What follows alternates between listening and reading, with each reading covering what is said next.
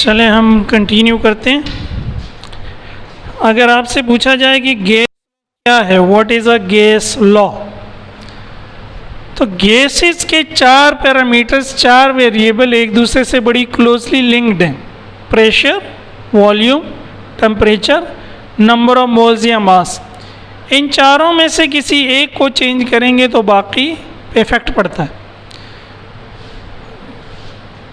तो यही इसका आंसर है कि behaviour of a gas can be described by 4 parameters. They are pressure P, volume V, temperature T, number of moles N। Relationship between any two of these while keeping the other two constant is called a gas law. इन चारों में से किसी दो को fix कर दें, change ना करें, और बाकी दो का जो रिलेशन निकलेगा वो क्या कहलाएगा, गैस लॉ। जैसे मैंने आपको मिसाल दी ना, चाय में अगर मिठास बढ़ानी है तो आपने 1 चम्मच चीनी डाल दी और 1 चम्मच पत्ती डाल दी, ठीक है। पीने वाले ने कहा यार ये मीठी नहीं है, अब आपने 1 चम्मच की जगह 2 चम्मच चीनी डाल दी।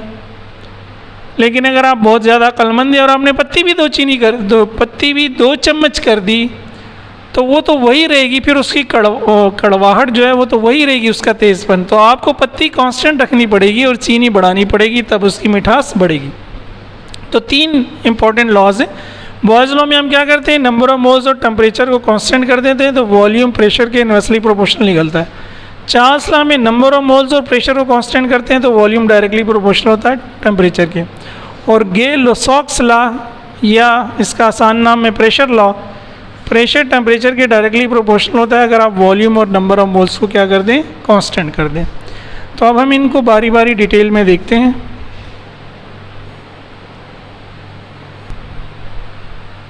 तो अगर एग्जाम में क्वेश्चन आ गया कि state and explain Boyle's law,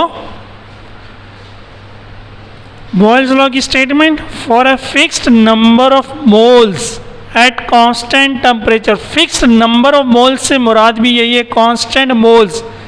मोल क्या होता है, अमाउंट जो 6.02 एक्सपोनेंट 23 नंबर ऑफ मॉलिक्यूल्स जो होते हैं किसी भी गैस के, उसका एक मोल होता है ना।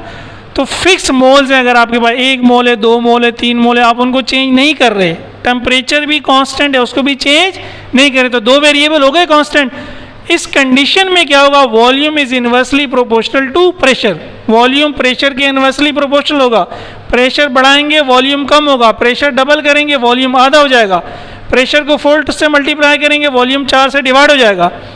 और इसी स्टेटमेंट को हम यूँ भी कह सकते हैं, for a fixed mass of moles at constant temperature, comma के बाद स्टेटमेंट चेंज होगी, product of pressure and volume is constant. तो दोनों एक ही बात को बयान कर रहे हैं। एक्सप्लेनेशन क्या है mathematically, volume is inversely proportional to pressure. Proportionality के साइन हटाएंगे, इक्वल लगाएंगे, कांस्टेंट लगाएंगे, 1/p अपनी जगह पे। p को अगर मैं इधर ले आऊँ, v से मल्टीप्लाई हो जाएगा, तो pv बराबर है कांस्टेंट। अभी हमने सपोज किया कि इनिशियली हमारे पास गैस का प्रेशर P1 है और वॉल्यूम V1 है, जो ये हमने शो किया हुआ है। ये गैस किसी कंटेनर में, ये उसके नंबर ऑफ मॉलिक्यूल्स है, थोड़ा दूर दूर है। ये ऊपर से हमने इसको प्रेशर लगाया हुआ है ताकि ये निकल ना जाए ऊपर, अपने पिस्टन को धक्का देके।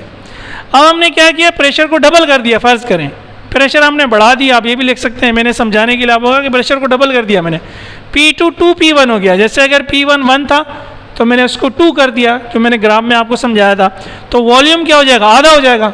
वॉल्यूम 16 से 8 हो गया था, 2 से डिवाइड किया था, तो V2 होगा V1/2।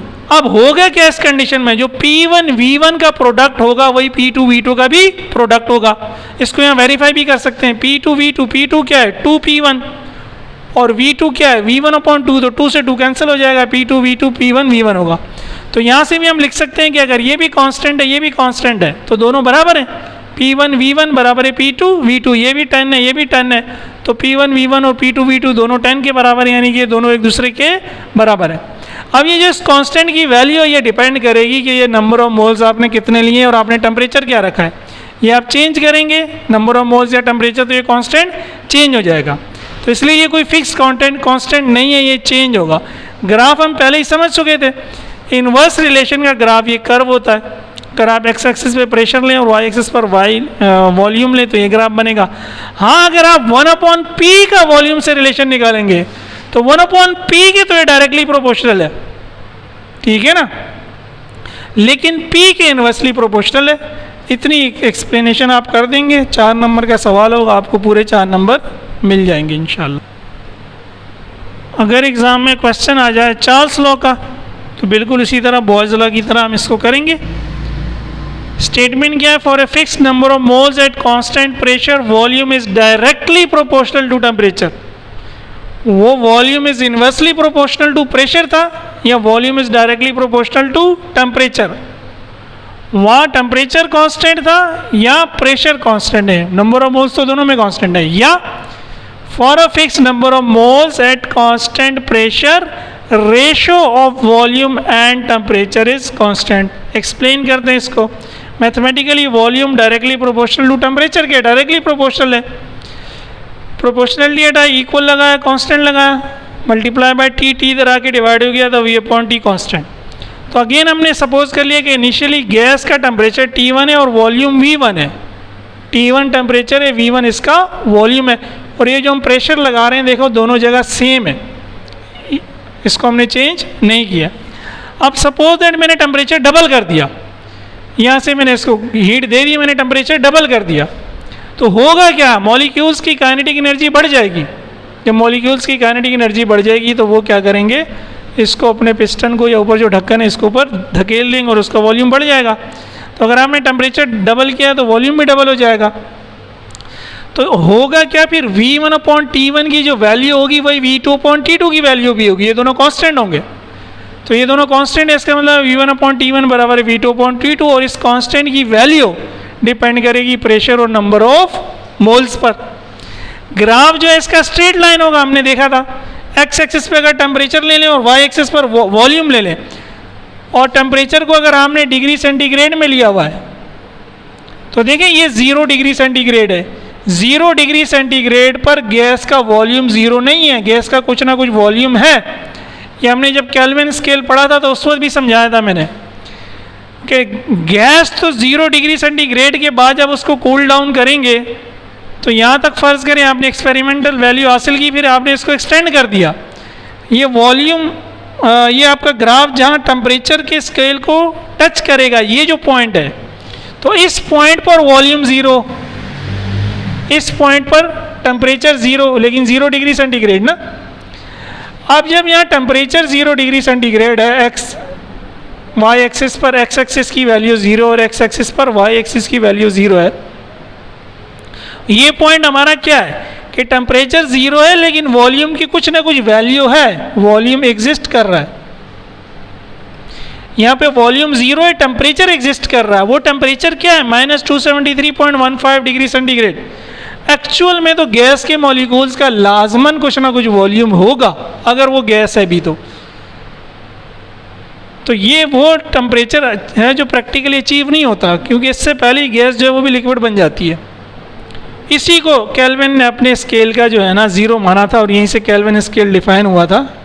इसकी डिटेल में देखने के लिए आप टेम्परेचर स्केल्स के लेक्चर देख लें, 1-2 लेक्चर पुराने।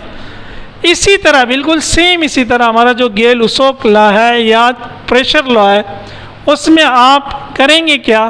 Fix number of moles at constant volume, pressure is directly proportional to temperature. तो ये प्रेशर की जगह वॉल्यूम आ जाएगा, वॉल्यूम की जगह प्रेशर आ जाएगा।